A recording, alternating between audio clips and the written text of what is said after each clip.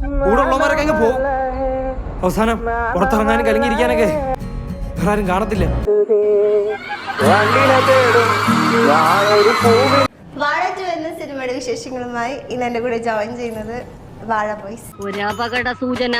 നിങ്ങളെ ഈ റീൽസ് ഒക്കെ ചെയ്തതിന് ശേഷം ഇപ്പൊ ഫിലിമിലേക്ക് വരുമ്പോഴേക്കും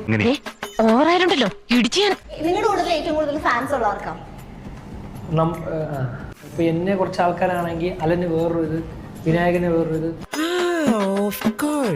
ചിലപ്പോ ഒരു പേരിൽ ഇങ്ങനെ അറിയപ്പെടുന്നെങ്കിലും പല രീതിയിൽ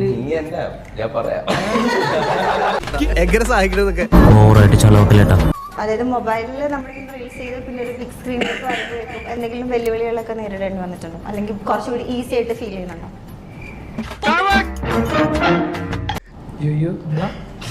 എനിക്കൊന്നും മനസ്സിലാവുന്നില്ല. അപ്പൊ ഇത്രയും പറഞ്ഞിട്ട് മനസ്സിലായില്ലേ? ഈ ഫസ്റ്റ് പാർട്ടില് ബേസിലായിട്ടുള്ള സീൻസില് ഇപ്പൊ നല്ല അഭിപ്രായങ്ങൾ വന്നു, കുറച്ച് ട്രോൾസ് ഒക്കെ വന്നില്ലേ?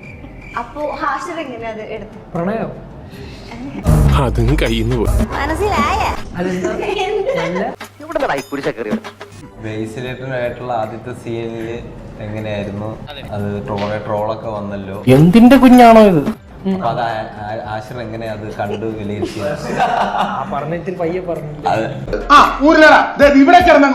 ഇങ്ങനെ വിലയിരുത്തി എന്ന് ചോദിക്കാൻ വേണ്ടി, വിലയിരുത്താൻ വേണ്ടി നമ്മൾ അങ്ങനെ അതിനെ പറ്റി അത്ര ആ രീതിയിൽ അങ്ങ് എടുത്തു, അത്രേ ഉള്ളൂ. അതെ, മനുഷ്യന്റെ ക്ഷമയ്ക്കൊക്കെ ഒരു അതിരുണ്ട്. അവർക്ക് അഭിപ്രായം പറയാനുള്ളതുണ്ടല്ലോ, നമ്മളെന്ത് പറയാനാണ്, ചെയ്യ. മനസ്സിലായോ? നിങ്ങൾ നോക്കിയോ, എല്ലാവരും ഞാൻ ഞെട്ടിക്കും. വാഴ കൊണ്ടുണ്ടാകുന്ന ഒരു 4 ഗുണങ്ങൾ.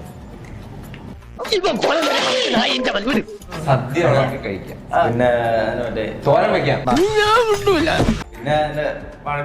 പിന്നെ ചിപ്സ് വേദനിക്കണു കേട്ടോ, മനസ്സ് വേദനിക്കണു. എന്റെ കൺമുമ്പിന്ന് പോടാ. എന്നാ പിന്നെ ബാക്കി നാളെ ആവാം. സുഖം നിദ്ര, സുഖം നിദ്ര.